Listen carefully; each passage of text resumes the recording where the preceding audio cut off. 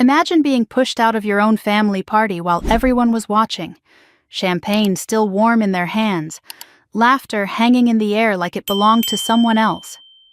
Imagine your father standing there, red-faced and righteous, telling you to leave because you embarrassed his favorite daughter. Imagine the music stopping just long enough for everyone to hear him say, "You're not welcome here anymore." That was the moment I learned something that took me decades to understand. Some families don't fall apart in private. They break you in public so the shame sticks. I remember standing there with my coat half on, my heart pounding so loudly I couldn't hear my own thoughts, and realizing this wasn't about what I said or what I did. It was about who he had already decided I was: disposable, replaceable, easy to sacrifice to keep the peace. What he didn't know, what none of them knew as they watched me walk out with my head held high and my stomach twisting in knots, was that I wasn't leaving empty-handed. I wasn't leaving powerless. And by the time the sun came up the next morning, everything they thought they knew about me, about control, about money, about family, was about to turn inside out. The party had been my aunt's anniversary celebration, one of those loud family gatherings that looked perfect in photos and felt suffocating if you stayed too long. It was held in my father's house, the same house I grew up in, the same living room where I learned early on how to smile without saying too much. I was 30 years old, standing near the back of the room, nursing a drink I didn't really want, telling myself I could get through one evening. Just one. I had learned how to survive those nights. Keep your voice low. Don't contradict anyone. Don't draw attention, especially not when my sister was around. She stood at the center of the room like she always did, laughing a little too loudly, touching my father's arm when she spoke, making sure every story circled back to her. She was 2 years younger than me, but somehow had always felt older in the ways that mattered. Louder, bolder, protected. The golden child everyone tiptoed around so she wouldn't feel slighted. I had stopped resenting it years ago, or at least that's what I told myself. Resentment took too much energy, and I had learned early that no one was interested in hearing how I felt anyway. The trouble started over something small. It always does. A joke she made about her promotion, how she had finally outgrown our hometown. Someone asked what I had been up to lately. Before I could answer, she laughed and said, "She's always been private. You know how she is, secretive." The word landed wrong. I smiled, the way I'd been trained to, but something in me shifted. I corrected her gently. I said I wasn't secretive, just careful. That was it, that single sentence. Her smile froze. I saw it happen, the way her eyes flicked toward my father, searching for backup. He stepped in immediately, his voice sharp, louder than it needed to be. He told me not to start anything. He told me I always did this, turned harmless moments into drama. I tried to explain, tried to keep my tone calm, but the room had already chosen a side. People looked away, someone turned the music down. And then my father said the words that would echo in my head for weeks afterward. "If you can't behave, you can leave." I remember looking at him, really looking and realizing there was no confusion in his face, no hesitation. He wasn't asking, he was choosing her comfort over my presence, like he always had. I asked him if he was serious. He didn't answer me, he just pointed toward the door. The silence was worse than the shouting would have been. I felt every eye on me as I set my glass down, smoothed my dress, and reached for my coat. My sister didn't say a word. She didn't need to. She had already won. As I walked past her, she leaned in and whispered, "You do this to yourself." Her breath smelled like wine and certainty. The door closed behind me with a finality that felt familiar. I stood on the porch for a moment, breathing in the cold night air, my hands shaking despite myself. I told myself not to cry. I had cried enough in that house growing up, always quietly, always alone. I walked to my car, my heels clicking against the driveway, and only when I was inside did I let my forehead fall against the steering wheel. Not because I missed them, not because I wanted to go back, but because something inside me finally snapped. I didn't drive away right away. I sat there and thought about all the other times I'd been made to feel like an outsider in my own family. The birthdays where my sister's wishes mattered more. The holidays where I was asked to be understanding, to be flexible, to be the bigger person. The way my father used to say, "She's sensitive, you're strong, you can handle it." I had handled it for years. I had swallowed words, softened my edges, shrunk myself down until there was barely anything left to push out the door. And still, it wasn't enough.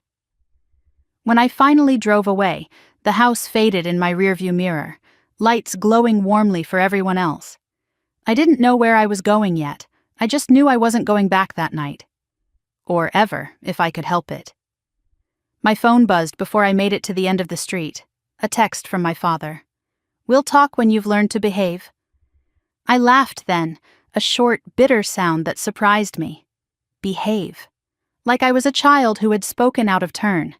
Like my worth was tied to how well I stayed silent. By the time I got home, my phone was full of missed calls and messages from relatives. None of them asked if I was okay. They asked what happened. They asked why I couldn't just let things go. They asked why I always had to make things difficult. I didn't respond. I put my phone face down on the counter and stood in the quiet of my apartment, listening to the hum of the refrigerator, the distant sound of traffic. The silence felt heavy, but it also felt honest. I poured myself a glass of water and sat at my small kitchen table staring at the wall. That was when the thought came to me, uninvited, but undeniable. I don't need their permission anymore. It felt strange, almost dangerous to think it. Like stepping off a path I'd been walking my entire life. I had spent so many years measuring myself against their expectations, trying to earn a seat at a table that never really wanted me there. And suddenly, after being kicked out in front of everyone, I realized something terrifying and freeing all at once. They no longer had anything to take from me. That night, I didn't sleep much. Every time I closed my eyes, I saw my father's face, the way he pointed toward the door without looking back. I heard my sister's whisper. But beneath the hurt, beneath the familiar ache of rejection, something else was growing. Not anger, not revenge. Awareness. The kind that comes when you finally see a pattern clearly enough that you can't unsee it. I got up before sunrise and made coffee, watching the light slowly creep into the room. My phone buzzed again. Another message from my father. This one longer. Disappointed, embarrassed. Family doesn't treat each other this way. The irony would have been funny if it hadn't hurt so much for so long. I deleted it without replying. As the morning wore on, I started thinking about how easily he had chosen her, how natural it seemed to him. And that's when I understood that the party wasn't the cause of my exile. It was just the excuse. He had been defending her my entire life.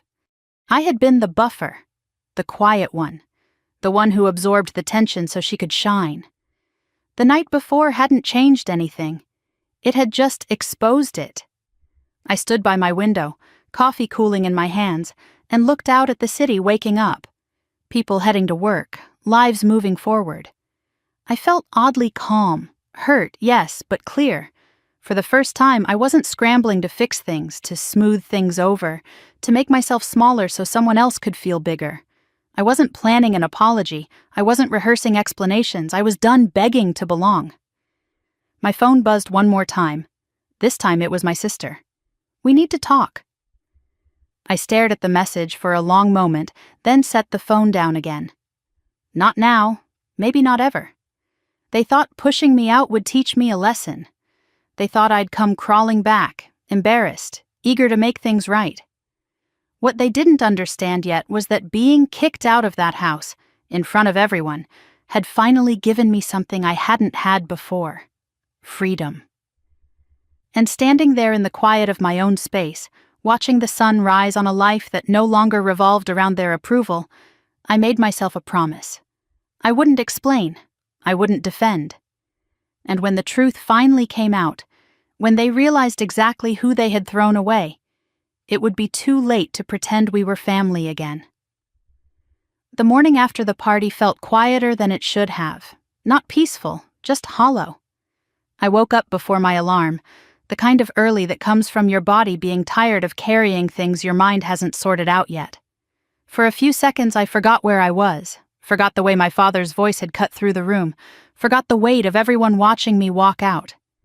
Then it all rushed back, sharp and undeniable, settling in my chest like a familiar ache. My phone was face down on the nightstand.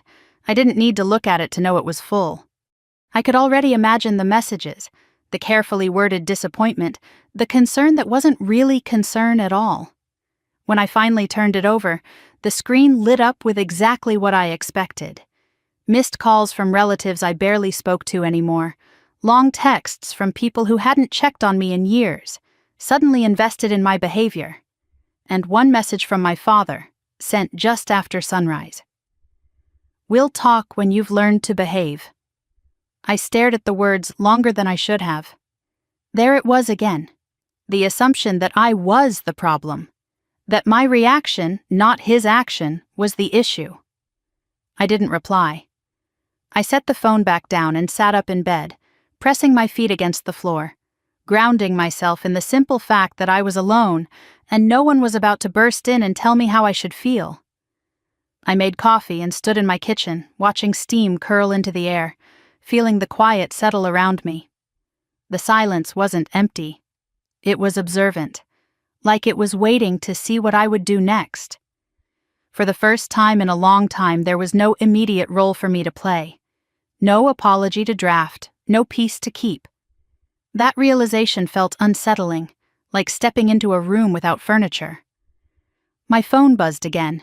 This time it was my aunt. "Sweetheart, your father is really hurt.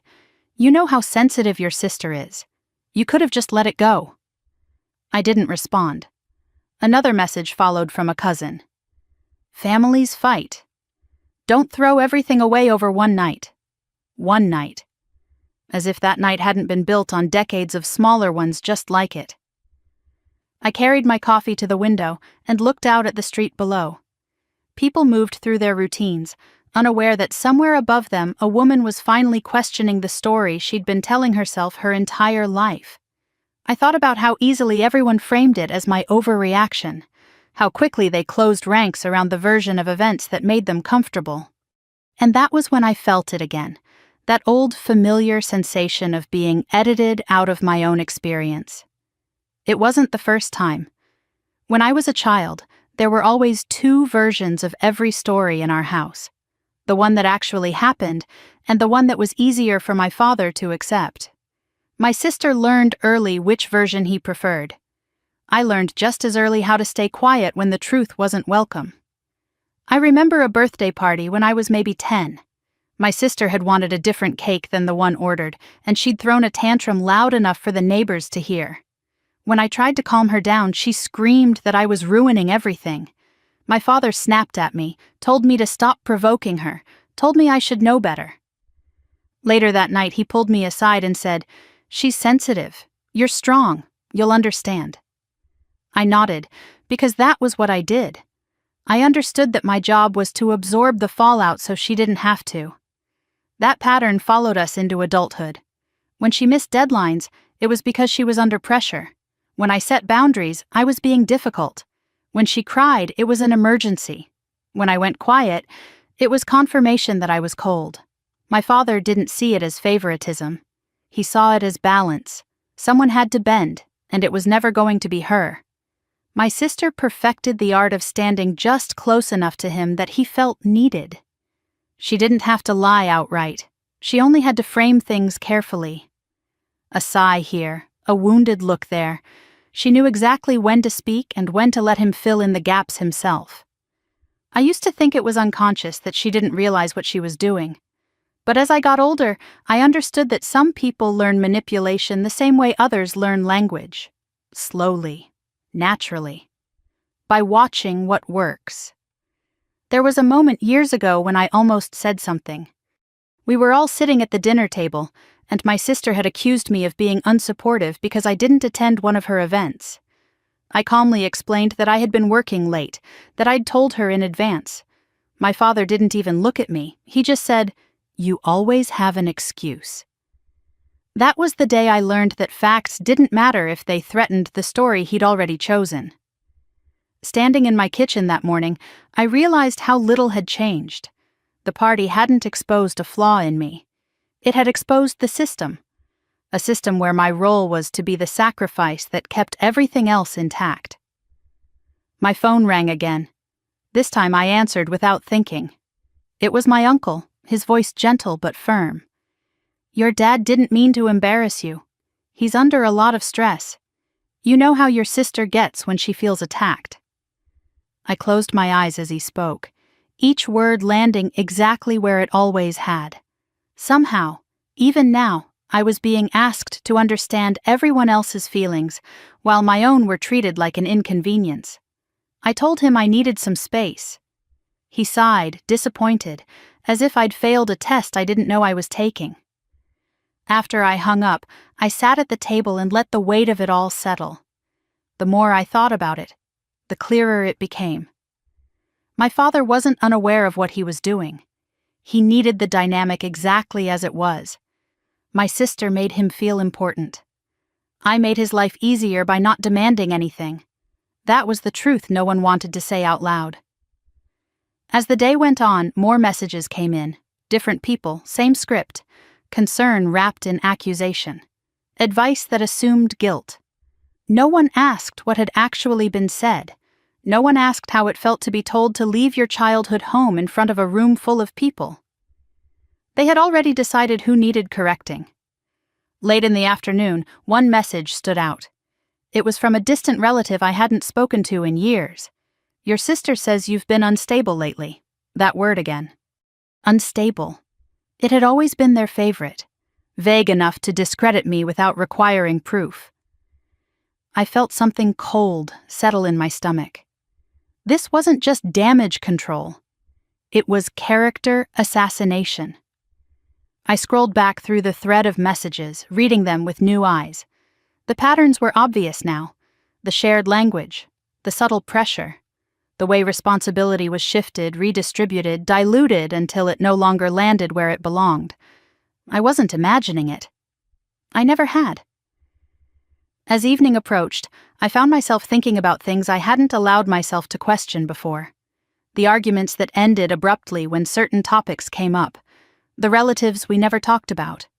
The one time years ago when my father had snapped, "That money was never meant for you," and then refused to explain what he meant. I'd brushed it off then, assuming it was just another way of reminding me of my place. Now it felt like a loose thread. I didn't pull on it. Not yet. I wasn't ready to know where it led. But I made a mental note. Some truths take time to surface, and I had learned the hard way that rushing them only got you burned. That night, I didn't reach out to anyone. I didn't defend myself. I didn't try to clear the air. I let the silence do what it needed to do. And for the first time, instead of feeling like punishment, it felt like protection. Before bed, I checked my phone one last time. A new message from an unknown number flashed across the screen. They erased you from the family story. But they couldn't erase the truth. No signature, no explanation. My heart skipped, then steadied. I didn't reply. I didn't need to. Whatever was coming, it was clear that the version of me they thought they knew was already gone. I lay in the dark, staring at the ceiling, listening to the quiet. The house I'd grown up in felt farther away than ever, and for once that distance didn't hurt. Somewhere between being kicked out of that party and waking up alone the next morning, something fundamental had shifted. I had stopped waiting for my father to choose me. And that, I realized, as sleep finally took hold, changed everything. Silence has a way of telling the truth when words would only make things worse. I sat alone that evening, the lights low, the city humming outside my window, and asked myself a question I had avoided for years. Why had I never told them? Not about my plans, not about my boundaries, but about the one thing that would have changed everything the moment it left my mouth. The answer came easily, without drama or hesitation. Because silence kept me alive. There had been a time when I almost said it. Years ago, during an argument that felt small at the time but now glows in my memory like a warning sign I ignored. My father had accused me of being ungrateful, of thinking I was better than everyone else. My sister sat beside him, quiet for once, watching. I remember my chest tightening, the words rising in my throat. I wanted to tell him that I wasn't dependent on him anymore, that I didn't need his approval, his help, his permission. I wanted to say it all, but then he leaned back in his chair and said, "Anything you have belongs to this family." And just like that, I understood what would happen if I spoke. The truth about my life, about my independence, about my resources, would not be treated as my own. It would be claimed, dissected, repurposed into something I owed them. So I swallowed the words. I always did. The money was never a miracle. It wasn't luck or a sudden windfall or anything that fit neatly into the stories people like to tell. It came from a branch of my family that had been deliberately erased from the narrative I grew up with. A name that was never spoken. A history that was dismissed with vague explanations and sharp looks whenever I asked questions. I learned early which doors were not meant to be opened. What I didn't know then was that someone on the other side of that silence had been paying attention. Someone who believed that bloodlines mattered less than integrity, that legacy wasn't about control, but about protection. When that person passed, the inheritance didn't come with fanfare or lawyers at my door. It came quietly, carefully, placed out of reach of anyone who would see it as an opportunity instead of a responsibility. The account was in Switzerland, structured in layers, guarded by more than just passwords. It wasn't something you stumbled across. It was something you were entrusted with. I remember sitting across from a man in a neutral office years ago, his voice calm as he explained what I was being given and why. He didn't congratulate me. He didn't smile. He just said, "This is yours. And how you protect it will matter more than how you use it." I understood immediately what that meant for my family, or rather what it meant to keep it from them. Every lesson I had learned growing up pointed in the same direction. If they knew, they would want access. If they wanted access, they would demand justification. If they demanded justification, they would turn my life into a negotiation I would never win. So I said nothing. I kept my job modest, my lifestyle unremarkable. I let them believe the version of me that made them comfortable. There were moments when I saw suspicion flicker across my father's face, questions that lingered just a second too long, comments about how I always seemed to land on my feet. Once, my sister laughed and said, "You always have some kind of backup plan, don't you?" The way she said it made my skin prickle. I shrugged it off the way I always did, and changed the subject. I learned to erase digital trails, to delete emails the moment I read them, to keep my name out of conversations where curiosity could turn dangerous. One message from my bank still stands out in my memory. It had come late at night, a routine confirmation, nothing urgent. I read it, then deleted it immediately, my pulse racing for no reason other than instinct. I didn't want anything traceable, anything that could be discovered by accident. Paranoia, some might call it. I called it survival. Sitting there now, days after being thrown out of my own family party, I opened my laptop and logged in. The interface was clean, understated, numbers arranged in a way that didn't invite emotion. I didn't linger on the balance. I didn't need to. What mattered wasn't how much was there, but what it represented. Independence, safety. The ability to walk away when someone tried to reduce me to a role I never agreed to play. I made a call I hadn't planned on making so soon. My advisor answered on the second ring, his voice steady, familiar. We spoke in careful terms, the kind that assumed privacy but never relied on it. I told him about the party, about being asked to leave, about the sudden interest my family seemed to have in my behavior. He listened without interrupting. "If they ever find out," he said finally, "everything will change." I knew that. I had always known that. The truth wasn't just powerful. It was combustible. And once it was out, there would be no putting it back. After we hung up, I sat back and let the weight of it settle. I didn't feel triumphant. I didn't feel angry. I felt calm. That was the most surprising part. The humiliation of that night, the way my father's finger pointed toward the door, the sound of laughter dying down behind me, all of it hurt. But it hadn't shattered me. Because somewhere deep down, I had known something they didn't. I had known I wasn't trapped. That realization reframed everything. The way I had stood there without begging, the way I had walked out instead of apologizing.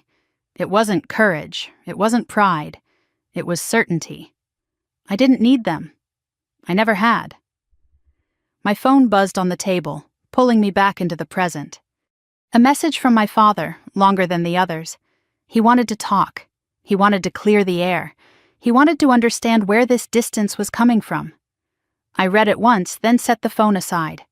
Another message followed, this time from my sister. Can we please just talk like adults? The phrasing almost made me laugh, as if adulthood, to her, meant compliance dressed up as conversation.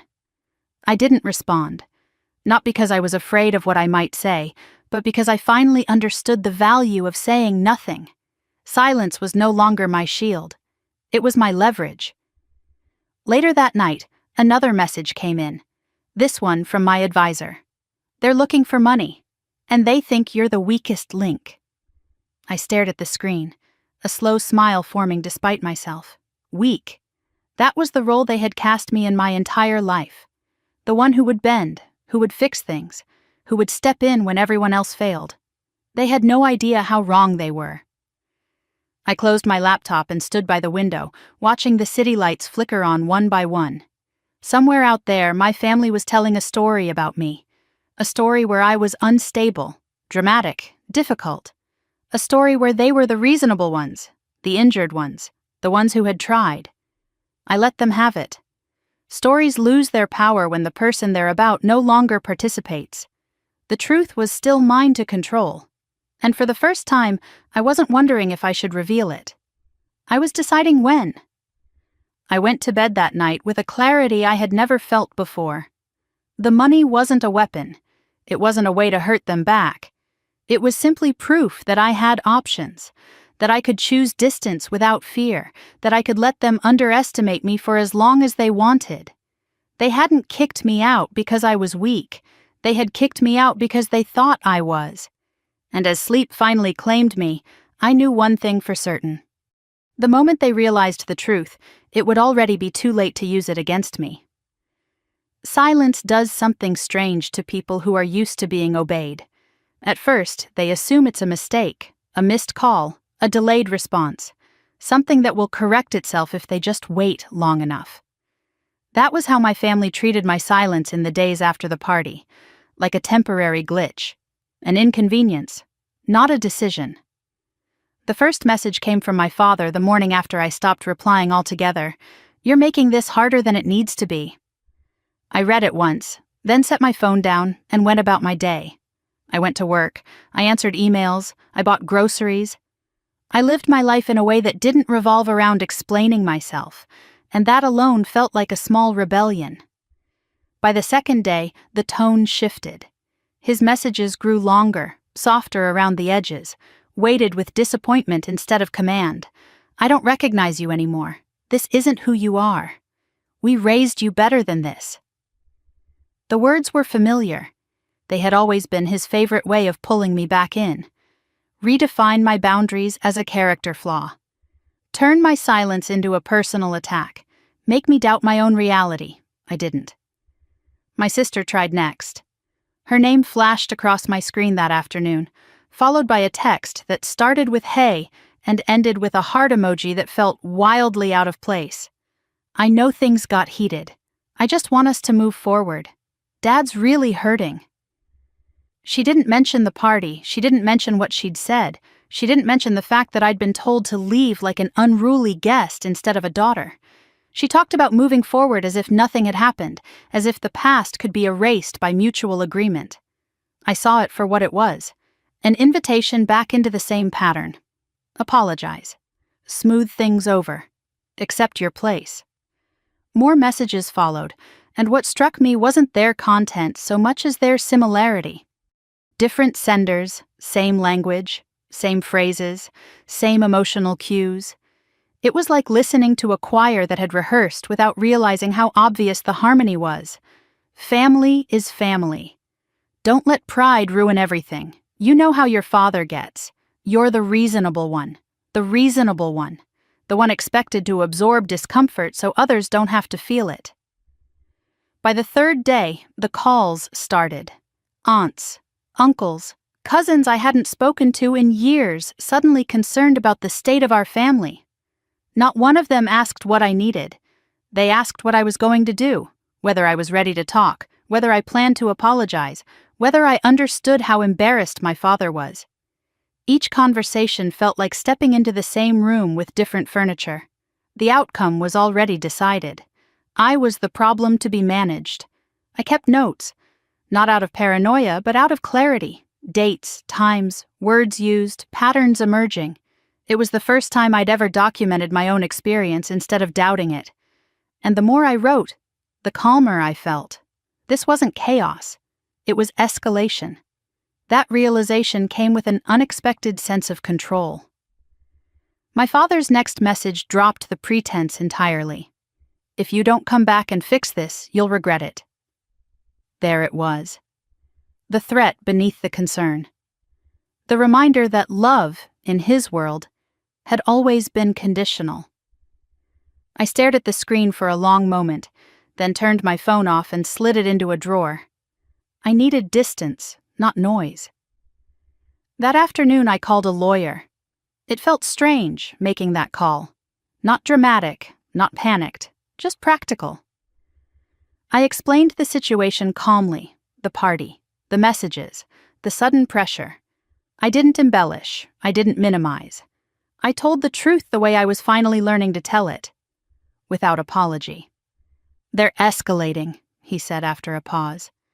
And when people like this escalate, it's rarely about reconciliation. It's about regaining control. His words settled into place like the final piece of a puzzle I'd been assembling my whole life. Control. That was always the point. Not family, not love. Control over the narrative, over resources, over me. I hung up and sat in the quiet of my apartment, letting the weight of that sink in. For years, I'd believed that my silence kept the peace, that my flexibility held the family together, that if I just tried harder, gave more, asked less, things would eventually feel fair. Now I saw the truth with uncomfortable clarity. My silence had never brought peace. It had just made their behavior easier. That night, the messages resumed. My father sent a long text that read like a confession, but felt like an indictment. He talked about sacrifice, about how much he'd done for us, about how hurt he was that I'd chosen to abandon the family when they needed unity. He never mentioned my sister. He never mentioned the moment he told me to leave. He framed himself as the wounded party, carrying the burden of a daughter who had suddenly become unrecognizable. I didn't respond. My sister followed with something sharper. You're being selfish. You always do this when things don't go your way. You think you're better than us now. The accusation stung, not because it was true, but because it echoed a belief they'd been planting since childhood. That wanting autonomy was arrogance, that independence was betrayal.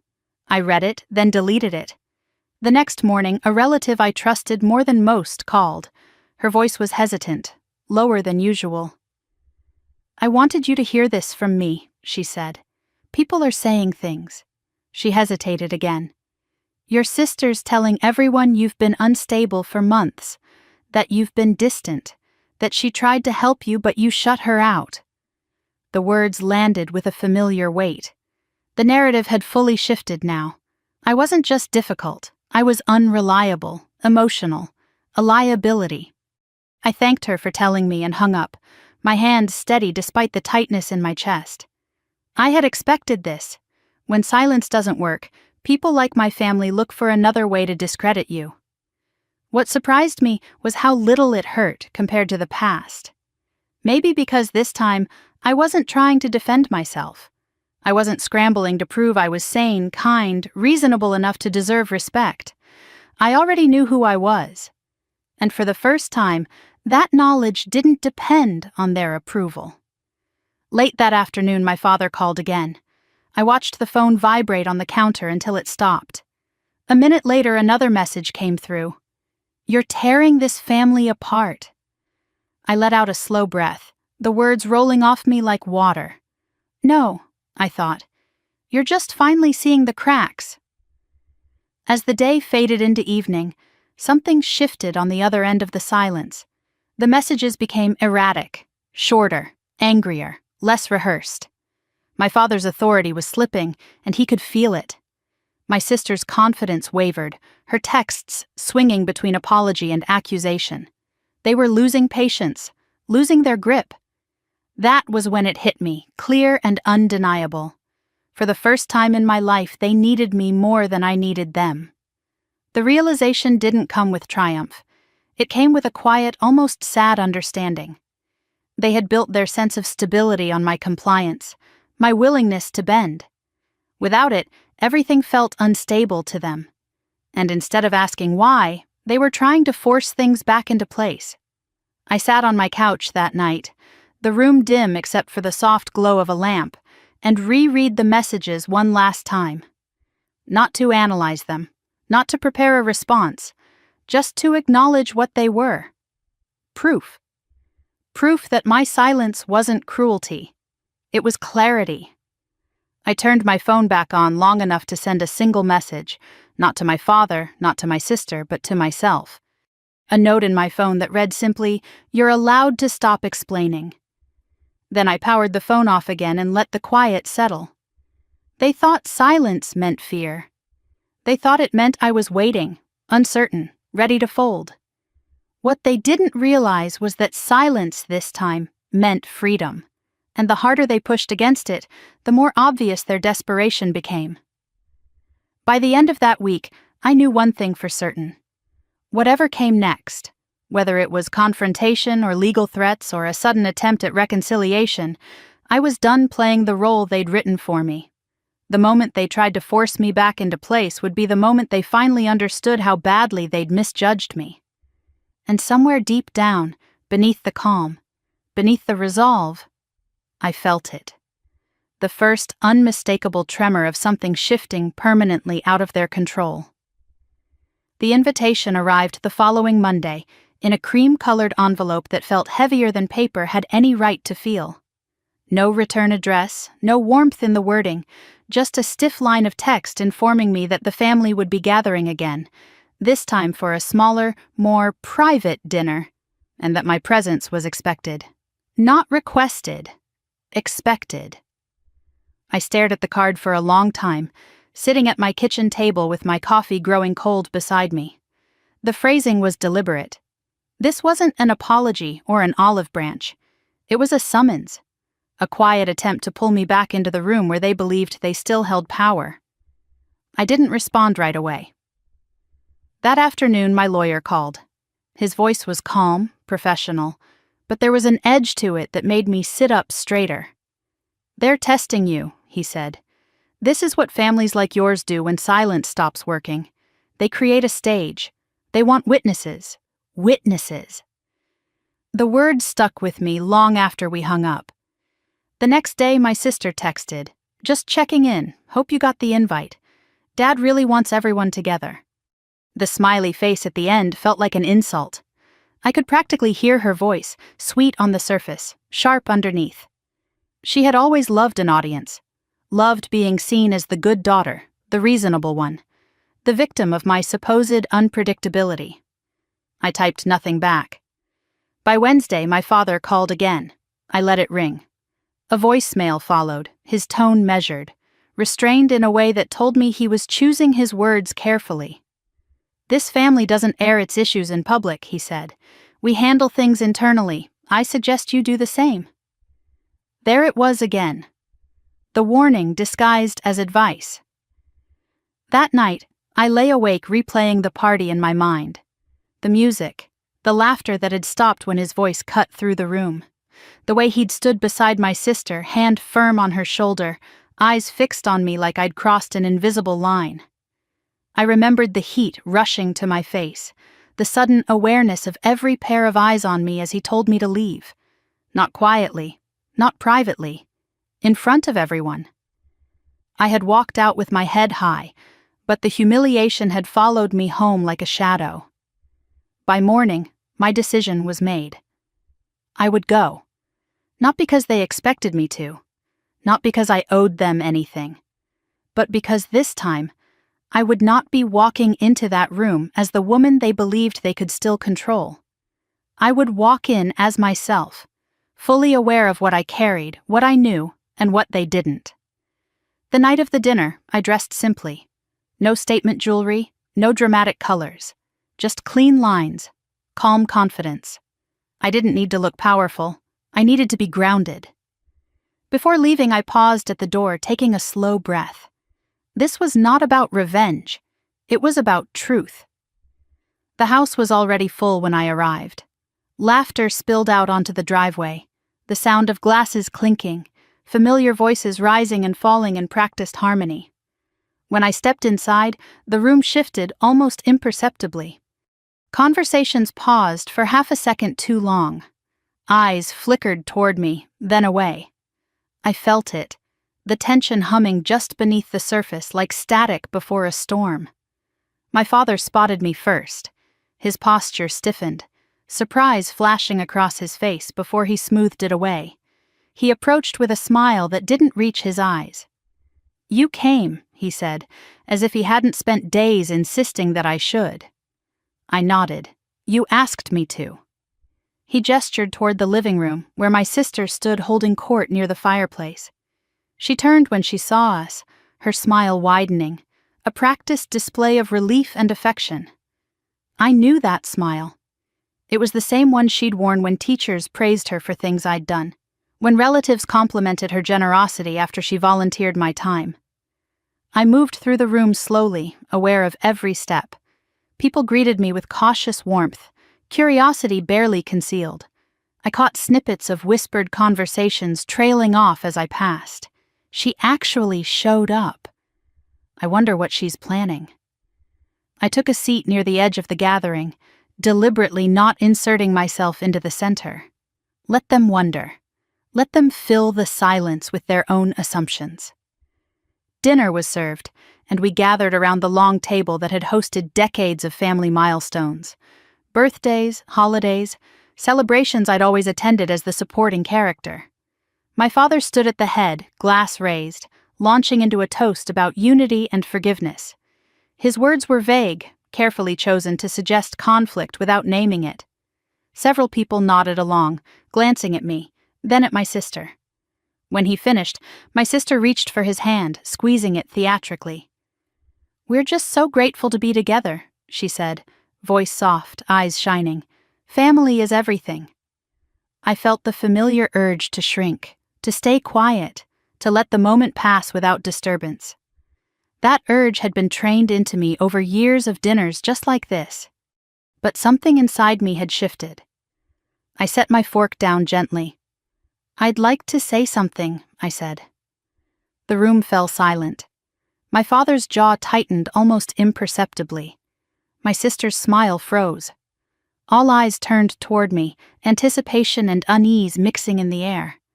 I stood slowly, heart steady, voice calm. "I want to clarify something," I continued, "because there seems to be a lot of confusion about what happened at the last family gathering." A ripple moved through the room. I felt it, the collective lean forward, the hunger for drama. "I was asked to leave," I said simply. Not because I caused a scene, not because I was disrespectful, but because I disagreed with something my sister said, and my father chose to publicly side with her. "That's the truth." My sister laughed lightly, a dismissive sound. "That's not how it happened," she said quickly. "You're oversimplifying." I met her gaze. Am I? My father cleared his throat. "This isn't the place for this conversation," he said sharply. I nodded. "You're right. It should have been handled privately. That's why I was surprised when you chose to handle it publicly." A murmur spread through the room. Someone shifted uncomfortably in their chair. My sister's eyes darted toward my father, then back to me, irritation creeping into her expression. "I'm not here to argue," I said. "I'm here because I was invited. But I won't sit quietly while my absence is used to rewrite what happened." My father's face flushed. "You're being dramatic," he snapped. "This is exactly the behavior." I raised a hand gently. "Please don't." The room went very still. I took a breath. For years, I've been the one expected to smooth things over, to absorb discomfort, to keep the peace. Tonight I'm choosing honesty instead. My sister pushed her chair back slightly. "So what? You're here to embarrass us?" She laughed again, sharper this time. "To make yourself look like some kind of victim?" I shook my head. "No. I'm here because I won't be erased from my own story." The words hung in the air, heavy and undeniable. My father stood abruptly. "That's enough," he said. "Sit down." I didn't. Something flickered in his eyes then. Not anger, fear. Fear of losing control of the room, of the narrative he'd curated so carefully. Around us, relatives exchanged glances, uncertainty replacing their earlier judgment. "I'm going to leave now," I said calmly. "Not because I'm being told to, but because I've said what needed to be said." I reached for my coat. As I turned, I caught my sister's expression, the mask finally slipping. Beneath the charm was something raw and unsettled. She hadn't expected this, hadn't expected me to stand my ground without raising my voice. As I walked toward the door, my father called after me, "Don't do this." I paused, hand on the doorknob, and looked back at him. "I'm not doing anything," I said quietly. "I'm just no longer playing my part." I stepped outside into the cool night air, the door closing softly behind me. The sound of voices resumed inside, but they were different now, lower, uneasy. I stood on the porch for a moment, breathing deeply, letting the tension drain from my shoulders. As I drove away, my phone buzzed. A message from my sister. "You think you've won something tonight." I smiled faintly, setting the phone face down on the passenger seat. This wasn't a victory. It was a line drawn. They still had no idea what I held, what I knew, or how unprepared they were for what came next. But tonight, for the first time, the balance had shifted. And they felt it. The fallout from that dinner didn't come all at once. It crept in slowly, like a pressure change you only notice once your ears start ringing. The next morning, my phone was quiet, and that silence felt deliberate, calculated. They were regrouping. I could feel it. I went to work anyway, slipping back into routines that grounded me. Coffee, emails, meetings, numbers that made sense. My professional life had always been the one place where effort equaled outcome, where clarity mattered more than hierarchy. It was also the one part of my life my family never truly understood, which made it safer than anything else. Around mid-morning, my assistant knocked softly on my office door. "There's someone here to see you," she said carefully. "He says it's urgent." I didn't need her to finish the sentence. I already knew. My father stood in the hallway outside my office, arms crossed, jaw set. He looked out of place among the glass walls and quiet efficiency, like a relic dropped into the wrong decade. People glanced at him, then at me, curiosity flickering behind polite expressions. "We need to talk," he said without preamble. I met his gaze evenly. "You should have called," he scoffed. "You stopped answering." I gestured toward the small conference room nearby. 5 minutes. Inside, the air felt heavier. He didn't sit.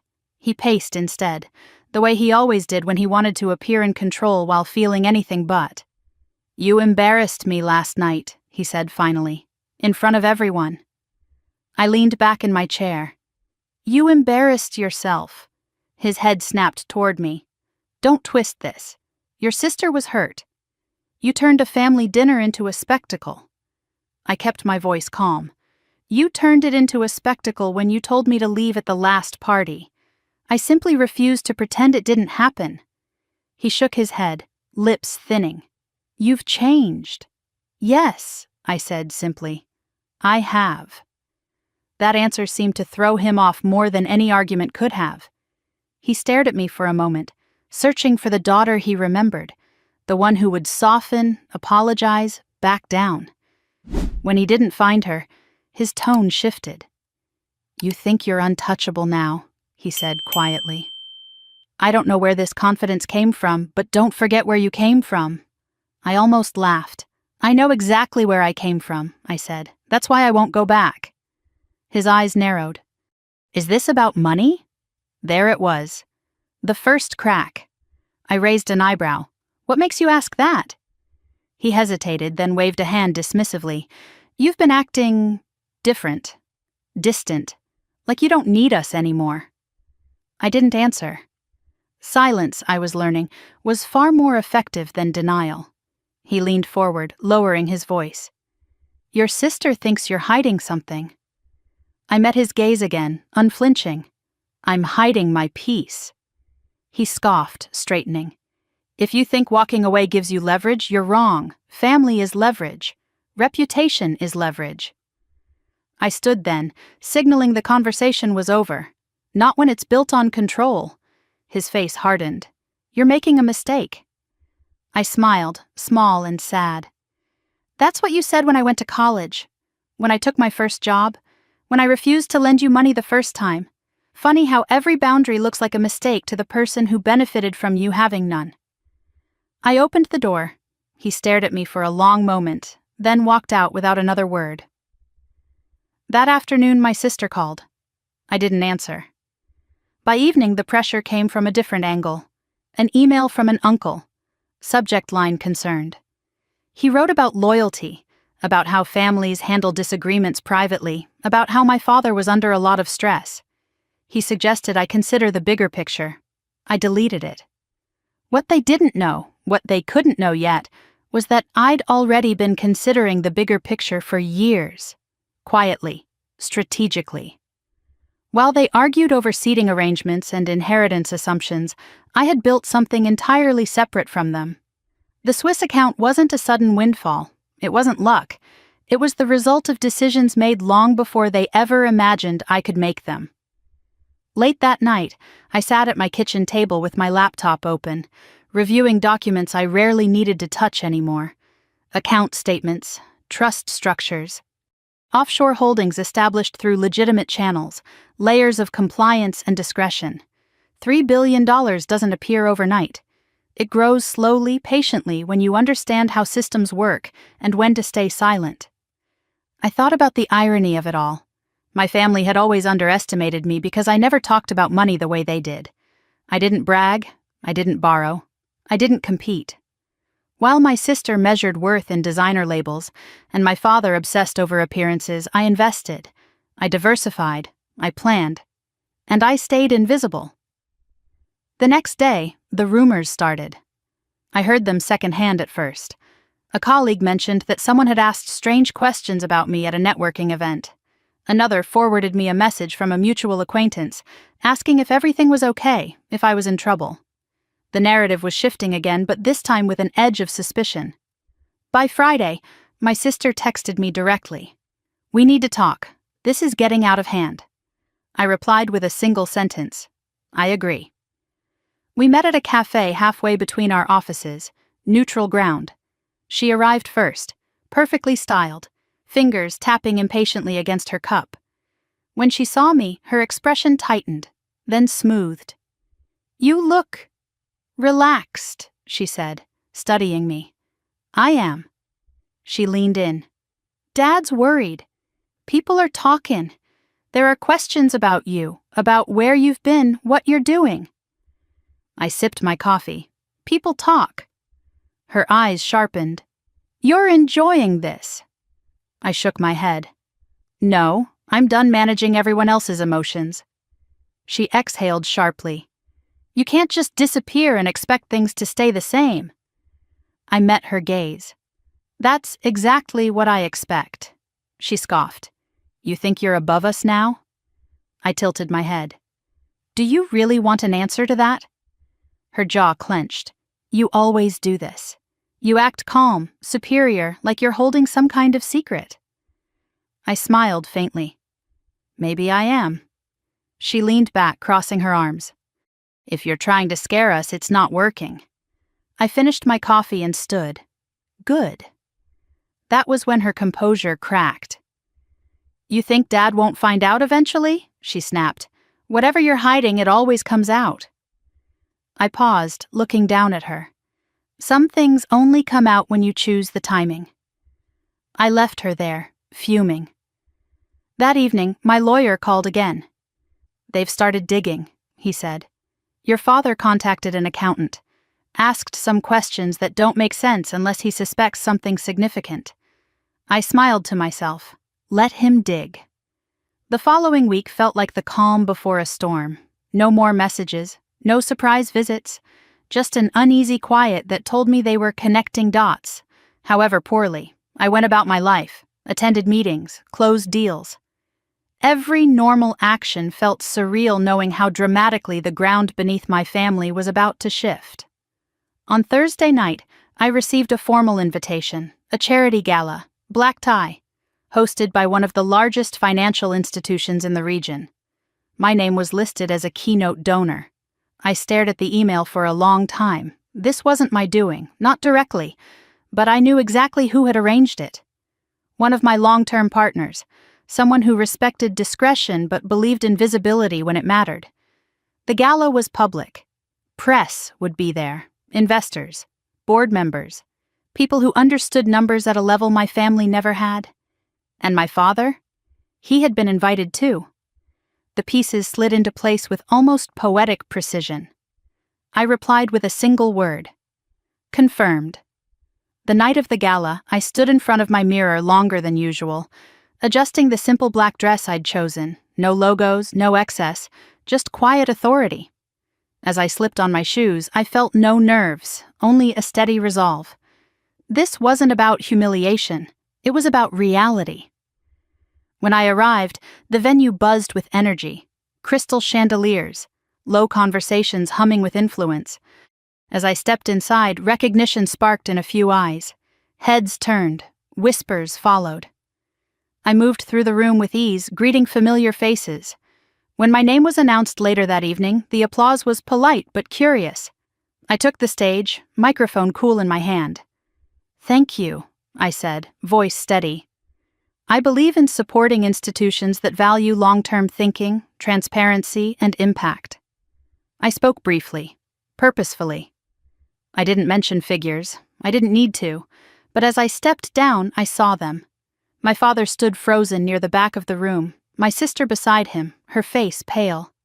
They stared at me like they were seeing a stranger, one who had been hiding in plain sight. Later, as the event wound down, a journalist approached. Can you confirm the rumors about your holdings? She asked lightly. I smiled. I can confirm that I've been fortunate. Across the room, my father's world was collapsing in real time. And for the first time, I knew without doubt that the moment they had tried to control me publicly was about to be answered, not with anger, but with undeniable truth. The next morning, my phone didn't stop ringing. I let it ring while I made coffee, while I stood by the window watching the city wake up, while I breathed in the quiet that still belonged to me. The caller ID flashed my father's name again and again, then my sister's, then numbers I didn't recognize but already knew by instinct. Their silence had ended. Panic had replaced strategy. I answered none of them. By mid-morning, the messages shifted from frantic to carefully worded. My father left a voicemail that sounded nothing like the man who had ordered me out of a family party days earlier. His voice was lower, strained, almost pleading. We need to talk. There's been a misunderstanding. Things got blown out of proportion. Call me back. A misunderstanding. I deleted it without listening twice. My sister's text followed minutes later. We saw you last night. Why didn't you tell us? Her typing bubbles appeared and disappeared before another message came through. Dad's really upset. You humiliated him. I stared at the screen, feeling something settle deep in my chest. Not anger, not satisfaction, finality. I typed one line. I didn't humiliate him. I told the truth. Then I muted the thread. The fallout spread quickly, faster than even I expected. By lunchtime, my assistant quietly informed me that my father had called the office twice, asking to speak with me personally. She'd followed my instructions and declined. The third time, he'd raised his voice. The fourth, he'd hung up without saying anything. People were talking now, not just within the family, but outside of it. The gala had done exactly what it was meant to do. It had placed me in a context my family couldn't control, among people who understood power not as noise, but as structure. That afternoon, I received an email from an acquaintance I hadn't spoken to in years. "Congratulations on the recognition last night. Didn't realize you were involved at that level."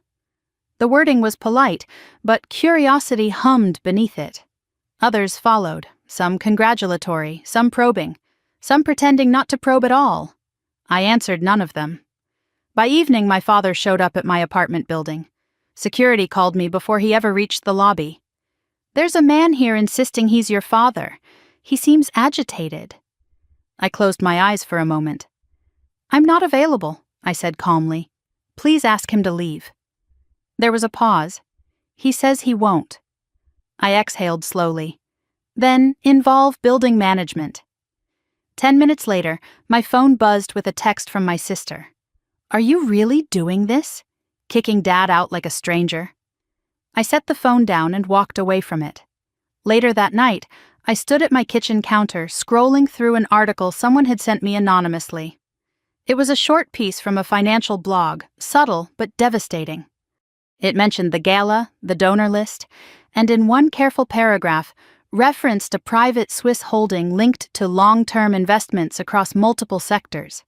My name wasn't plastered across it, but it didn't need to be. Anyone with basic financial literacy could connect the dots. My family didn't have that literacy. That was clear from the voicemail my father left an hour later, his voice tight with something between anger and fear. "What the hell is going on? Who are you working with? How much money do you actually have?" I almost laughed. He still thought information was something he could demand. The next day, I agreed to one meeting. Not with my family, with my lawyer and a private security consultant.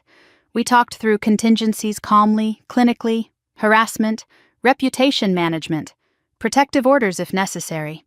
It wasn't paranoia, it was preparation. When you grow up in a family that equates control with love, you learn early that boundaries are dangerous. I was unlearning that now, replacing fear with foresight. By Thursday, my sister cornered me in a way I couldn't avoid. I stepped out of a meeting and nearly collided with her in the lobby downstairs. Her eyes were rimmed red, makeup hastily applied, composure cracked beyond repair. She grabbed my arm before I could step back. "Don't walk away," she hissed.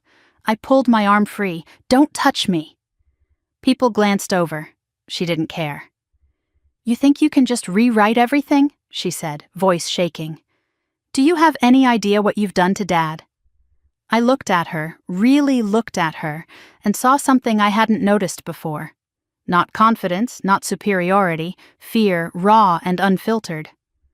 "What I've done," I said quietly, "is stop lying for you." Her breath hitched. "You're acting like you're better than us." I shook my head. "I'm acting like I'm done being less." She swallowed hard. "How much is it?" I paused. "How much is what?" "The money," she snapped. "Everyone's talking. Dad says you're hiding billions." I met her gaze evenly. "Dad doesn't get to know my finances." Her face twisted. "You owe us." The words were automatic, reflexive. I felt a strange sadness then, not for myself, but for her. She had been trained just as thoroughly as I had, only in a different role. Favored didn't mean free. "I owe you nothing," I said softly. "And neither does the truth." She stepped back as if struck. That night, my father sent an email. Not a text, not a call. An email long enough to scroll twice. He wrote about sacrifice, about reputation, about how he had always defended me, how ungrateful it was for me to let people think things about him that weren't true. He demanded a meeting. He demanded clarity. He demanded respect. I read it once. Then I forwarded it to my lawyer and archived it. The following week, the pressure reached its peak. My father called an emergency family meeting.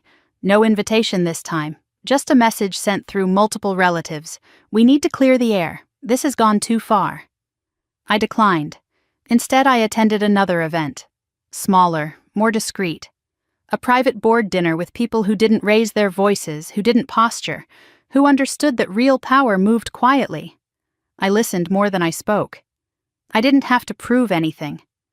At one point, a man beside me leaned over and said casually, "Your name's been coming up a lot lately. Family trouble?" I smiled thinly. Family clarity. He nodded like he understood exactly what I meant. By the end of the night, my phone buzzed again. A message from my sister stripped of its usual edge. "Please, just tell us why." I stared at the screen for a long time. Then I typed back, "Because you never asked who I was becoming. You only cared about who I was to you." There was no reply. The next morning, my lawyer called. "Your father's been making inquiries," he said carefully, "about accessing information he has no right to. He's not handling this well." I closed my eyes. I expected as much. "What happens now?" I asked. "Now," he said, "you decide how much distance you want, and how permanent it is." That afternoon I sat alone in my apartment, the city humming below, and thought about permanence. About the years I'd spent believing family bonds were unbreakable, even when they were cutting me to pieces. About how long it had taken me to realize that blood ties don't excuse betrayal. My phone lit up one last time that day. A voicemail from my father, his voice hoarse, stripped of authority. "You think you're powerful now?" he said. "You think money makes you untouchable. Don't forget who made you." I listened to the entire message without interrupting it. Then I deleted it. He hadn't made me. Survival had. The storm they'd tried to unleash had passed, and what remained was something they didn't recognize. Not a daughter asking for approval, not a sister seeking validation, but a woman who had stepped fully into her own life, and they were finally beginning to understand what that meant. The silence that followed felt different this time. Not tense, not fragile. It was heavy, settled, like the air after a storm when everything broken has already fallen. I could sense it in the way my phone stayed quiet, in the absence of frantic messages, in the sudden restraint my family seemed forced to adopt. They had pushed as far as they could without exposing themselves completely, and now they were waiting for me to make the next move. I didn't rush it. Instead, I focused on tightening the perimeter of my life. I met again with my lawyer, this time to formalize things I had delayed for years. Trust protections, asset visibility boundaries, legal distance between my finances and anyone who shared my last name. It wasn't dramatic. It was methodical. Each document signed felt like closing a door I had left cracked open out of habit, not necessity. While I was doing that, my family was unraveling. It started with whispers. A cousin reached out under the guise of concern, then slipped up and admitted my father had been asking pointed questions about my business connections. Another relative hinted that my sister had been crying at work, telling anyone who would listen that I had turned cold and abandoned the family for money. The irony was almost impressive. Money had never been the problem. It had only revealed it. One evening I received an unexpected call from an unfamiliar number. I almost ignored it, but something told me not to. When I answered, a calm, professional voice introduced himself as an accountant who had previously worked with my father. I hesitated before responding. "Yes?" He cleared his throat. "I'm calling because your father contacted me recently. He asked for advice about restructuring assets, about potential access to accounts held in family names." I felt a chill that had nothing to do with fear. "And what did you tell him?" "That he has no claim to anything in your name," the accountant said carefully. "But I thought you should know. He's desperate. Desperate people make reckless choices. That night my sister showed up again. This time she didn't call ahead. I opened the door to find her standing there, eyes swollen, hair pulled back hastily, the confidence she wore like armor finally stripped away. For a moment neither of us spoke. "Please," she said quietly. "Can we talk?" I considered closing the door. Instead, I stepped aside. She walked into my apartment slowly, taking in the space as if seeing it for the first time. The clean lines, the calm, the absence of chaos. She looked out of place here, like someone who had wandered into a life that wasn't meant for her. "Dad's not okay," she said finally, sitting on the edge of the couch. "He's barely sleeping. He keeps saying you've betrayed him." I leaned against the counter, arms crossed. He betrayed himself. She winced. "You don't understand. He built everything around this family, his reputation, his identity. And I was supposed to disappear to protect that," I replied. Her eyes filled. "He's scared." I nodded. So was I, for years. She looked up at me sharply. "This isn't fair." I let out a slow breath. Fair left the conversation a long time ago. Silence stretched between us. When she spoke again, her voice was smaller. "How much is it?" I tilted my head. "You already asked that." She swallowed. "Is it really billions?" I didn't answer directly. Enough to never need anything from him again. The words hit her harder than a number ever could. She pressed her palms into her eyes. "He's been telling people you're unstable, that you're being manipulated, that someone's using you." I laughed softly, without humor. "Of course he is." She looked up. "Are you?" I met her gaze steadily. "No." She studied my face, searching for something she could use. When she didn't find it, her shoulders slumped. "He wants you to come home," she said, "to explain yourself, to reassure everyone." I shook my head. I don't explain myself to people who never listened. Her frustration bubbled over. "You're tearing this family apart." I straightened. "No, I'm just not holding it together anymore." She stared at me for a long moment, then laughed weakly. "You really think you're better than us now?" I walked closer, lowering my voice. "I think I'm finally honest about who you are." She recoiled as if struck. When she left, she didn't hug me, she didn't threaten me, she just walked out, defeated in a way I had never seen before. For the first time, she couldn't twist the narrative to make herself the center of it. The next escalation came faster than I expected.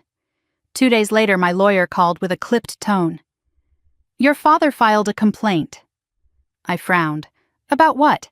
"He alleges undue influence, financial misconduct, and mental incapacity." I laughed once, sharply. "He's accusing me of being insane." "Yes," my lawyer said calmly. "It's weak, it won't go anywhere. But it's meant to rattle you. To force discovery. To get access." My fingers tightened around the phone. "He's trying to force his way in. He's trying to regain control," my lawyer corrected. "But he's doing it the wrong way." That evening, I sat alone in my living room, lights dimmed, the city glowing beyond the windows. I thought about the man who raised me, the way he used to loom over conversations, the certainty in his voice when he told me what I was allowed to want. How small he had always made me feel. And I realized something. He wasn't afraid of losing me. He was afraid of losing relevance. The following morning, I authorized a move I had been holding back. A quiet one, but irreversible. My legal team sent formal notices: cease and desist. No further contact through third parties. No inquiries into my financial affairs. Any attempt to defame or interfere would be met with immediate legal response. My father received it by noon. My sister texted by 1. "What did you do?" I didn't answer. By evening, the extended family was in chaos. Messages flooded group chats I had long since muted. Accusations, denials, confusion. My name passed from mouth to mouth like a problem no one knew how to solve. For the first time, I wasn't there to absorb it. That night, I attended a private dinner hosted by a philanthropic board I had supported for years under the radar.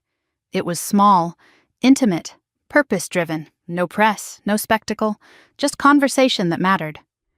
At one point, a woman across the table smiled at me. "You seem lighter," she said. I thought about it. I am. Later, as I walked to my car, my phone buzzed one last time. A voicemail from my father. His voice was unsteady, stripped of its usual authority. "You think lawyers can protect you?" he said. "You think money makes you immune? Don't forget I know you. I know how to break you." I listened without flinching. Then I deleted it. He didn't know me. He knew the version of me I had outgrown. As I drove home through quiet streets, a strange sense of calm settled over me. The battle lines had been drawn, not by me, but by their refusal to let go. And for the first time, I understood that whatever came next wouldn't be a confrontation fueled by anger. It would be a reckoning powered by truth. They had tried to pull me back into the role they assigned me. Instead, they had pushed me into the one they feared most, the woman who no longer needed their permission to exist. The first notice arrived on a Friday afternoon, slipped quietly into my inbox while I was reviewing quarterly reports. It wasn't dramatic, no threats, no shouting. Just a formal legal document informing me that my father intended to challenge my financial autonomy on grounds of diminished capacity and alleged coercion by unnamed third parties. I stared at the screen for a long moment, then leaned back in my chair and laughed. Not because it was funny, but because it was predictable. When control through emotion failed, he reached for institutions, courts, paperwork, authority that didn't require my consent. I forwarded the notice to my lawyer without comment. Within an hour, he called me. His voice was calm, almost bored. "This is a fishing expedition," he said. "He has no standing, no evidence, but he's hoping fear will make you talk." "I won't," I replied. "Good," he said. "Then we proceed." By Monday, the situation had escalated from private intimidation to public performance. My father had contacted several extended relatives, framing himself as a worried parent trying to save a daughter from manipulation and excess. The story shifted depending on who he spoke to. To some, I was mentally unwell. To others, I was being used by shadowy investors. In every version, he was the hero. The part he never mentioned was why he needed saving from me. My sister called that night, her voice frantic. "He's going to court," she said. "He's telling everyone he's doing this for your own good." I closed my eyes. For years, that phrase had justified everything: control, dismissal, silence. For your own good. "Tell him to stop," she pleaded. "This is going to get ugly." "It already is," I said quietly. "I just stopped pretending otherwise." She hesitated. "Are you really going to fight him?" I opened my eyes, looking out at the city lights beyond my window. "I'm not fighting him," I said. "I'm refusing to disappear." The court date was set quickly. An emergency hearing. My lawyer assured me it was procedural, a first step that would likely be dismissed. But the symbolism mattered. My father wanted a stage. He wanted to reclaim authority in the most public way he knew. I let him have it. On the morning of the hearing, I dressed with intention. Nothing severe, nothing flashy, neutral tones, steady presence. I wanted to look like exactly what I was, a competent adult woman in full command of her life. Outside the courthouse, cameras waited. Not many, but enough. A few local reporters, a couple of bloggers who smelled drama. I walked past them without comment, my lawyer at my side. Inside, the room was smaller than I expected, wood-paneled, stark, designed to intimidate people unfamiliar with its rituals. My father sat across the aisle, posture rigid, jaw tight. My sister sat beside him, eyes darting nervously. When he saw me, something flickered in his expression, relief maybe, or satisfaction. He thought I'd come to beg. I didn't look away. The hearing began with his attorney outlining concerns about my mental state, my sudden wealth, my isolation from family. He painted a picture of a daughter lost to ambition, manipulated by money, disconnected from reality. It was almost impressive how smoothly he spoke, how convincingly he twisted independence into pathology. When it was my turn, my lawyer stood calmly. "My client is fully competent," he said. "She has managed complex financial structures for years without incident. She has no history of mental illness. No evidence of coercion exists. This petition is baseless." The judge listened, expression unreadable. Then my father stood. "Your Honor," he said, voice thick with emotion, "I raised her. I know her. This isn't who she is. She's always been sensitive, easily influenced. She doesn't see what she's doing to herself." I felt a familiar pressure in my chest, an old instinct urging me to shrink, to stay quiet, to let him speak for me. I ignored it. When the judge asked if I wished to respond, I stood. "Yes," I said. I turned slightly, addressing the court, not my father. "I am not lost. I am not manipulated. I am not confused. I am simply no longer compliant." A murmur rippled through the room. "For most of my life," I continued, "my family equated obedience with love. When I began making choices that didn't center their comfort, those choices were labeled as instability. This petition is not about concern. It's about control." My father's face reddened. "That's not true." The judge raised a hand for silence. I continued evenly. "I have provided documentation of my financial independence, medical evaluations confirming my capacity, and legal counsel that has advised me every step of the way. There is no emergency here, except one created by a man who cannot accept that his authority has ended." Silence followed. Thick, heavy. The judge reviewed the materials, then looked up. "This court finds no grounds to proceed," she said. "Petition dismissed." Just like that. My father stiffened. My sister inhaled sharply. I felt something release inside me, not triumph, but relief. The institution he had tried to weaponize against me had refused to play along. Outside the courtroom, reporters surged forward. Questions flew. "Is it true your father tried to declare you incompetent? How does it feel to win? Are you worried about family backlash?" I stopped. "This wasn't part of the plan," my lawyer murmured. "It is now," I said quietly. I turned to the cameras. "I'm not here to win against my family," I said calmly. "I'm here to live my life without being punished for it. If anyone watching recognizes this pattern, I hope they know they're not alone." Then I walked away. The fallout was immediate. My phone exploded with messages. Some supportive, some accusatory, some desperate. Relatives demanded explanations. Others offered apologies that felt hollow, too late. My sister sent a single text. "He's devastated." I stared at it for a long moment before replying. He devastated himself. That night, I sat alone in my apartment, exhaustion settling into my bones. The adrenaline had faded, leaving behind a quiet ache. Standing up for yourself is never free. It costs energy. It costs peace, at least temporarily. But it also buys something priceless: clarity. A week later, another article surfaced. This one more detailed. It connected the dots more boldly. Swiss accounts, long-term holdings, strategic anonymity. My name appeared alongside words like discreet investor and silent partner. My father called again. I let it go to voicemail. His message was different this time. No anger, no authority, just disbelief. "I don't know who you are anymore," he said. I listened once, then I deleted it. He had known who I was when I was small, when I was controllable, when my world revolved around his approval. That version of me no longer existed, and he didn't know how to relate to anything beyond it. In the days that followed, the family narrative collapsed under its own weight.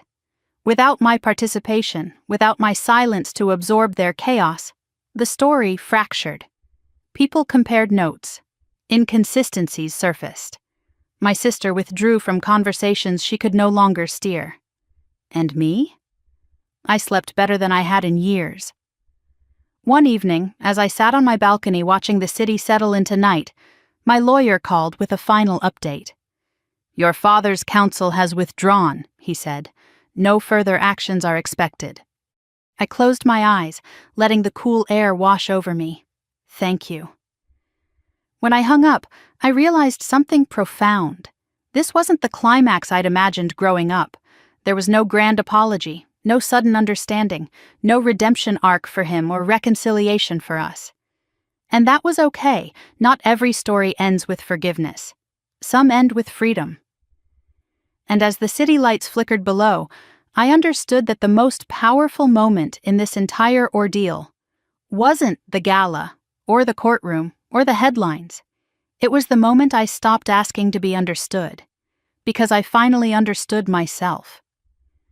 The quiet that followed the court dismissal wasn't empty.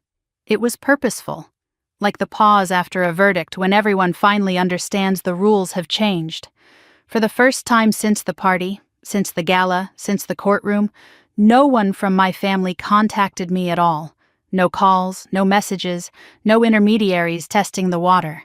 They had retreated, stunned and regrouping in the only way they knew how.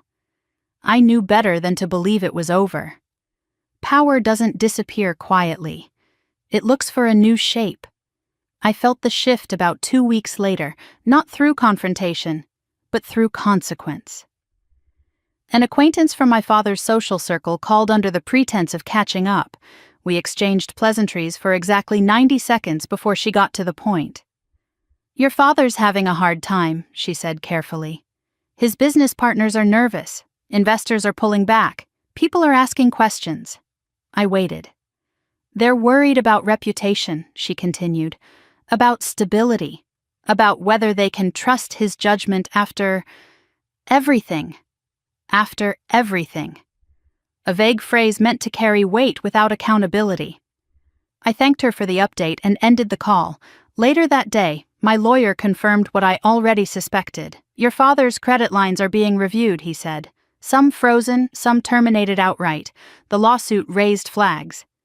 People don't like unpredictability. I pictured my father in his office, the same one where he used to lecture me about loyalty and image, staring at emails he didn't know how to answer. The irony didn't bring me joy, it brought me clarity. This was the real fallout. Not embarrassment, not shame, loss of influence. My sister broke the silence a few days later. She didn't call, she didn't text. She sent an email. It was short, uncharacteristically restrained. "I don't know what you want anymore," it read. "Dad's business is falling apart.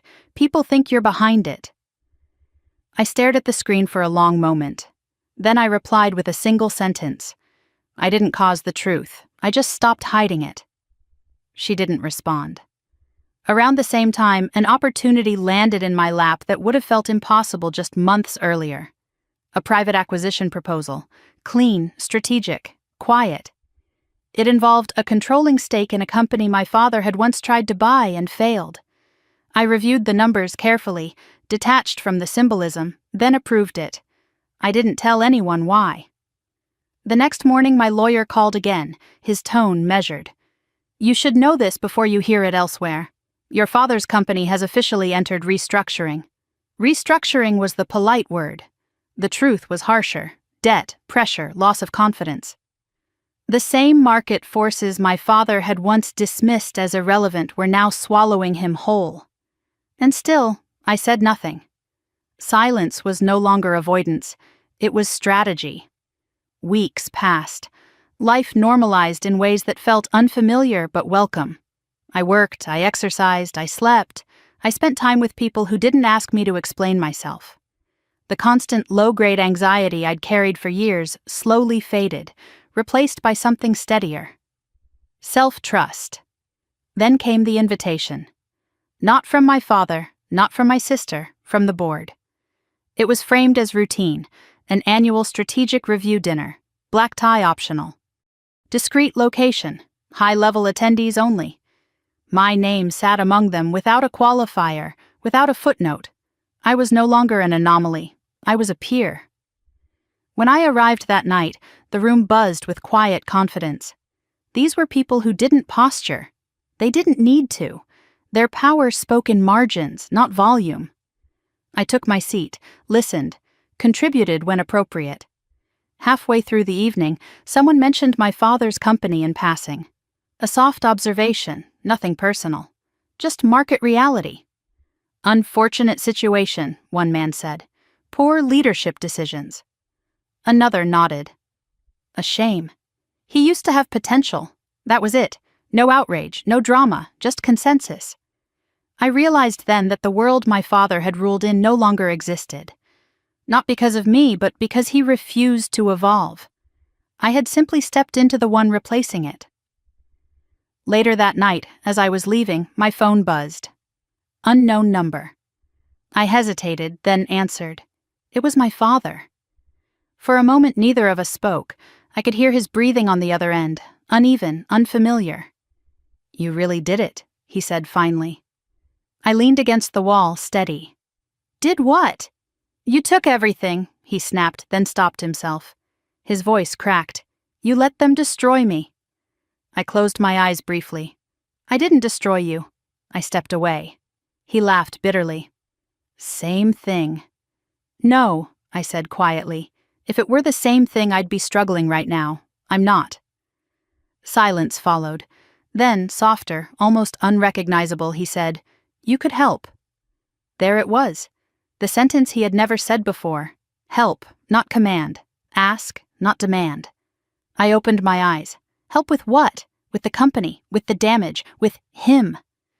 I felt no surge of triumph, no urge to punish, just a clear, steady boundary rising inside me. I can't do that, I said. Why not? He demanded, desperation creeping back in. You have the resources, you have the connections, you're my daughter. I inhaled slowly. And you are my father. That didn't stop you from throwing me out in front of everyone when it mattered. That was different, he snapped weakly. No, I said. That was the pattern. His breathing grew ragged. You're really going to let this happen? I thought about it, about the years I'd spent trying to save him from himself, about the nights I'd lost sleep worrying about his approval, about the person I'd become when I finally stopped. I'm going to let you face the consequences of your choices, I said, just like I had to. He said my name then, not sharply, not angrily, quietly. I didn't respond. When the call ended, I stood there for a long moment, phone still in my hand.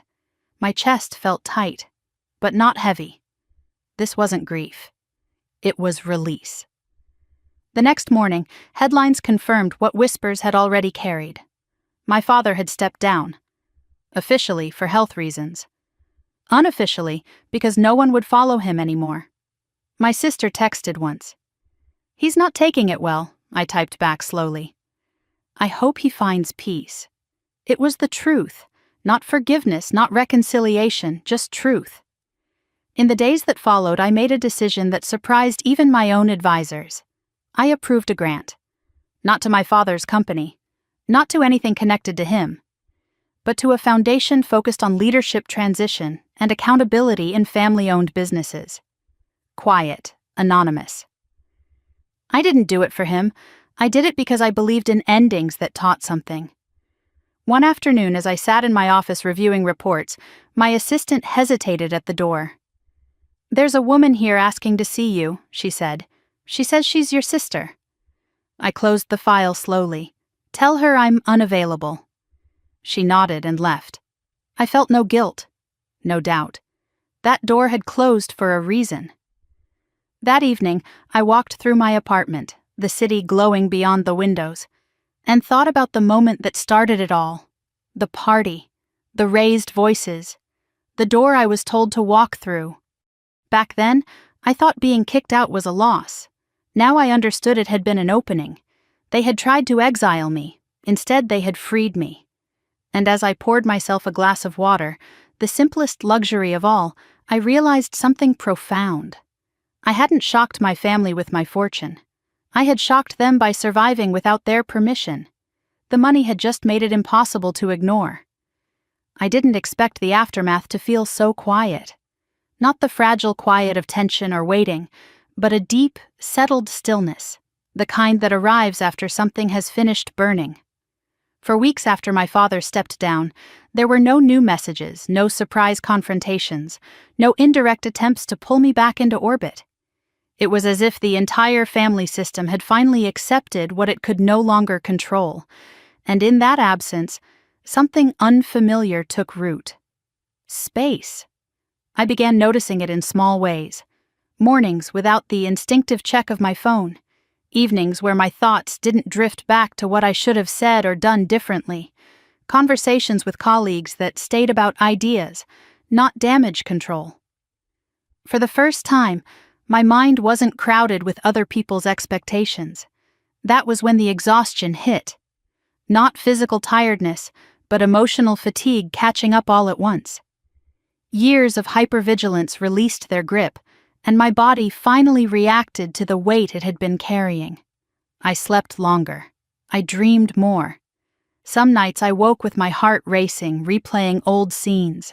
My father's voice, my sister's smirk, the sound of laughter cutting off when I walked into a room. But the difference now was this. I didn't doubt myself when I woke up. I knew those memories were echoes, not warnings. At my therapist's suggestion, I took a week off. Not a vacation in the traditional sense, no packed itinerary or curated experiences. Just distance, a quiet coastal town where no one knew my name and didn't care to. I rented a small house overlooking the water and let myself exist without performance.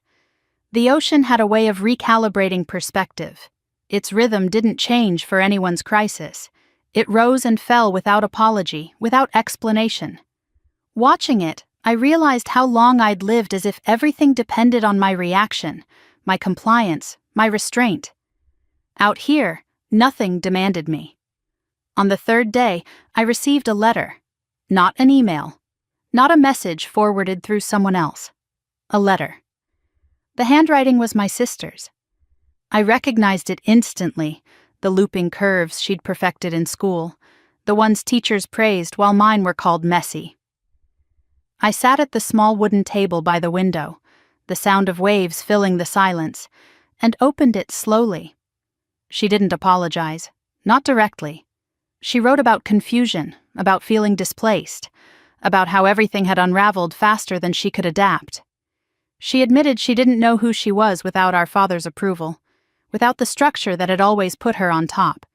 She said she felt angry at me, then ashamed of that anger, then empty. She ended with a single line that sat heavy on the page. I don't know how to talk to you without competing. I folded the letter carefully and set it aside. It was the most honest thing she had ever said to me. I didn't respond. Not because I didn't care, but because I finally understood something fundamental. Her awakening, if it came at all, couldn't be guided by me. I had spent too long trying to explain myself to people who weren't listening. This time, silence wasn't avoidance. It was respect for my own limits.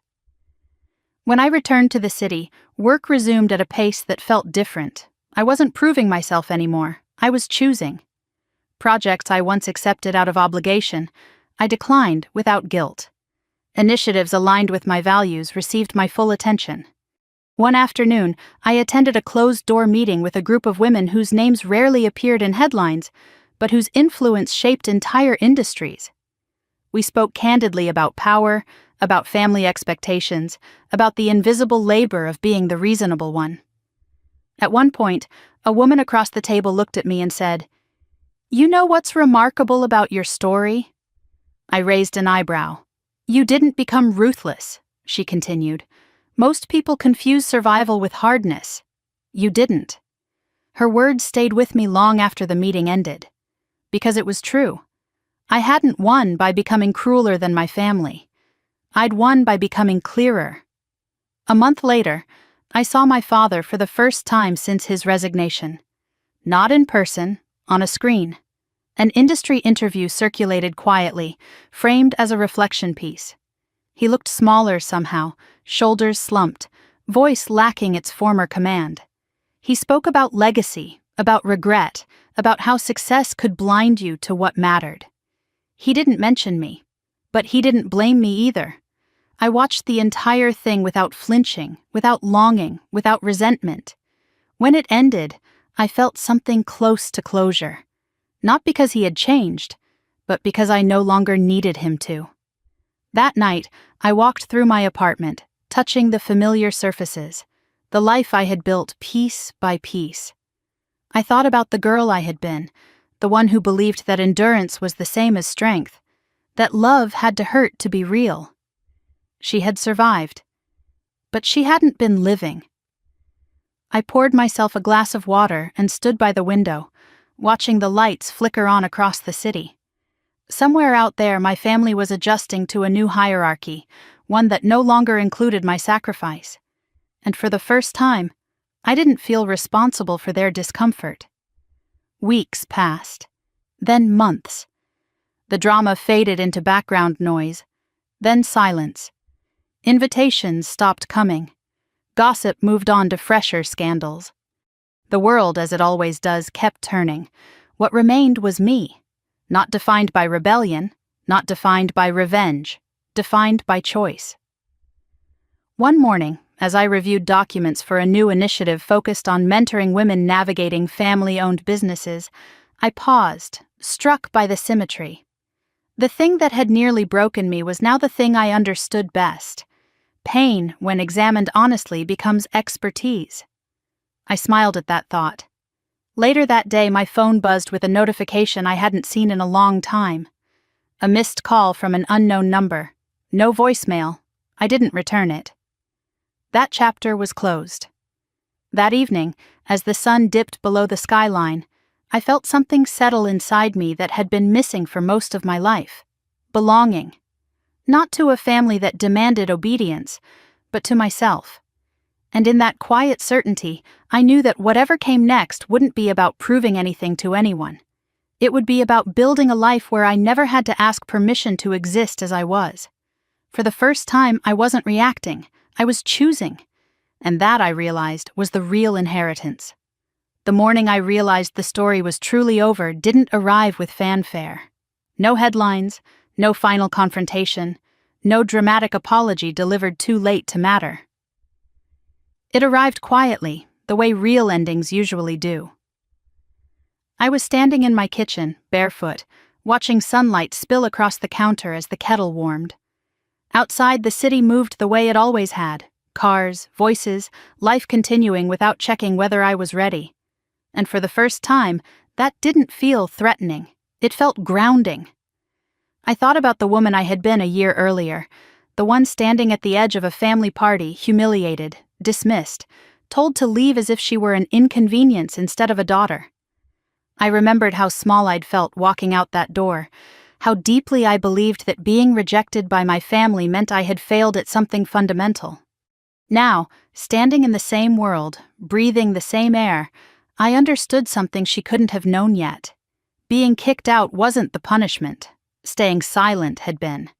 My life no longer revolved around anticipating their moods or managing their expectations. I didn't wake up bracing for judgment. I didn't measure my worth by how useful I was to someone else's comfort.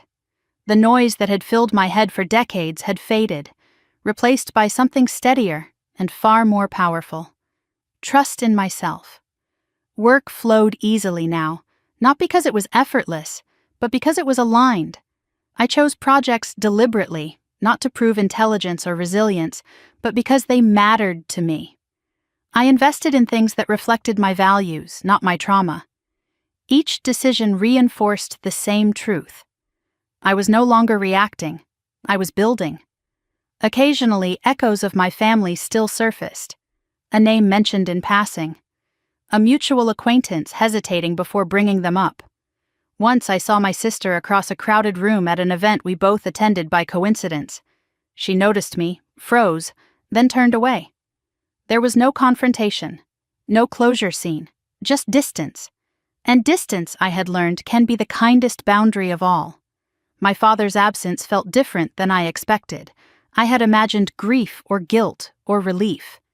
Instead, what I felt was neutrality, not coldness, not bitterness, just acceptance. The kind that comes when you stop asking someone to become who they never intended to be.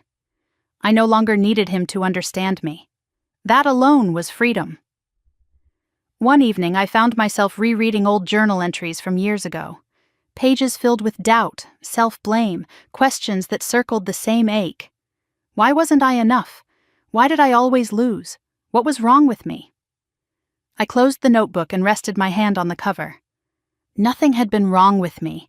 I had simply been trying to bloom in soil that couldn't support my roots. The wealth everyone whispered about had never been the point. Money didn't heal the damage. It didn't erase the years of being overlooked or the scars of conditional love. What it did was remove barriers. It bought safety, choice, silence when I needed it. But the real transformation came from something else entirely. It came from refusing to keep explaining myself to people who benefited from misunderstanding me. As I moved forward, I noticed how many women recognized themselves in my story. Quiet conversations after meetings, messages sent late at night, confessions whispered over coffee, different backgrounds, different families, the same pattern. Being labeled difficult when they set boundaries, being called cold when they stopped performing emotional labor, being accused of betrayal when they chose themselves. I listened more than I spoke, not because I had answers, but because I knew what it meant to finally be heard without interruption. And every time someone told me my story gave them courage, I felt a quiet sense of responsibility settle into place. Not to rescue, but to remind. You are not wrong for wanting peace. You are not ungrateful for choosing distance. You are not selfish for outgrowing people who refuse to grow with you. Late one night, I stood on my balcony, the city lights flickering like distant stars. The air was cool, grounding.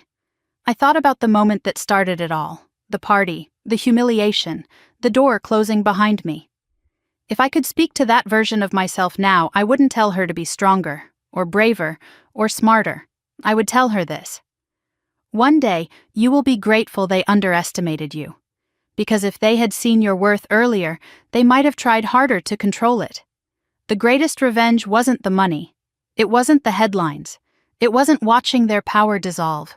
The greatest revenge was peace.